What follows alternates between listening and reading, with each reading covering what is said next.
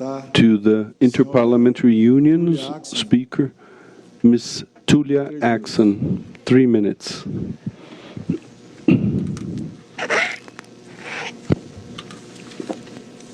Mr. President, I thank you for this opportunity. Distinguished speakers of parliament, esteemed parliamentarians and guests, dear friends. It is my great honor to address you today, and I state here with deep conviction that the work we do today is not only vital for our parliaments, but for the future of our societies. Today's forum builds on the momentum created at the meeting of the P20 women parliamentarians earlier this year, where the Charter of Alagoas was adopted. It is our collective responsibility to transform these commitments into actionable steps that make a tangible difference in the lives of women and girls worldwide. Colleagues, in our discussions today, we must confront a stark reality. Despite progress, gender inequality remains deeply entrenched, including in political decision-making. Currently, women make up just 27% of parliamentarians globally, and only 23% of those are speakers. And we are still lagging behind in ensuring our laws and policies fully incorporate the perspectives of women and guarantee equality in law and in practice. To bring about change, we need to be bold. To do so, we must first ensure 50-50 parity between men and women in Parliament, making it the norm rather than the exception. Why is parity so critical? It's because parity ensures our policies are more legitimate and effective, better reflecting the diversity of the people we serve. Many parliaments today have achieved parity, thanks to the strong gender quotas and political will. They span different regions, cultures, and political systems. But aiming for parity in numbers isn't enough. It is the starting point. We need to amplify women's voices and leadership in Parliament. And we need to address the persistent barriers preventing women from fully participating in political life, starting with discrimination, harassment, and gender-based violence, both online and offline. IPU studies revealed that 1 in 4 women members of Parliament globally has faced physical violence and 1 in 3 has endured economic violence. Over 80% of them have experienced psychological violence during their term in Parliament.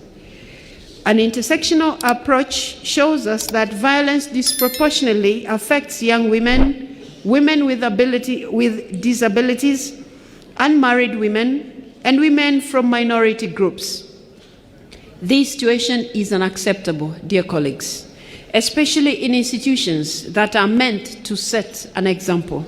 The IPU Kigali Declaration, adopted in 2022, reaffirms our commitment to creating gender-sensitive parliaments where women are safe, valued, and empowered.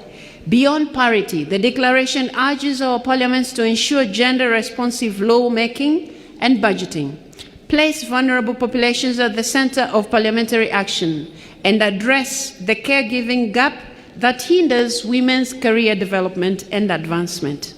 In line with this, the recent launch of CEDAW Committee's General Recommendation number 40 on the equal and inclusive representation of women in decision-making systems reaffirms our collective responsibility and continue advancing women's rights. We have our roadmap. So, colleagues, what are we waiting for? Colleagues, the urgency of climate action cannot be overstated. Women's leadership is critical in shaping just, inclusive, and sustainable climate policies. Women, especially those in vulnerable communities, are often the first to face the devastating impacts of climate change, and their perspectives are essential for crafting solutions that are not only effective, but also equitable. I urge all our parliaments to push for gender-responsive climate policies that meaningfully integrate women's experiences and leadership. This is not just a moral imperative, but a practical one too.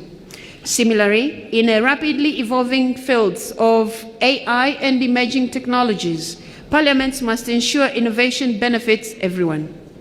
As AI transforms economies and societies, we must foster gender-responsive policies that regulate AI to prevent the reinforcement of existing biases and inequalities.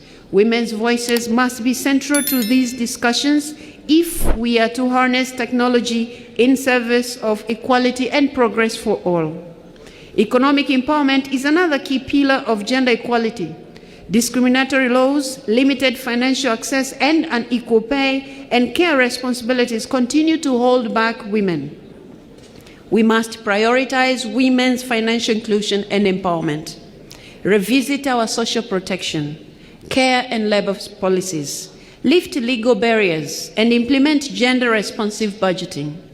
These priorities were underscored in the Charter of Alagoas, and today we must recommit to turning them into reality. Parliaments must champion these efforts in collaboration with civil society and international organizations. Colleagues, the road ahead is challenging, but the path is clear. To achieve gender equality, we must transform our parliaments into institutions that truly reflect the diverse societies we serve. Women's leadership across all aspects of public life is no longer a matter of debate. It is a necessity for a sustainable future. As leaders and lawmakers, we have the power and the responsibility to create conditions that allow women and girls to thrive. As we look ahead next year, that marks 30 years since the adoption of the Beijing Declaration and Platform for Action, a landmark commitment for gender equality.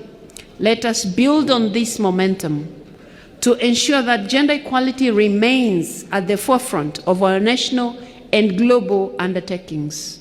I thank you for the opportunity, and I thank you for listening.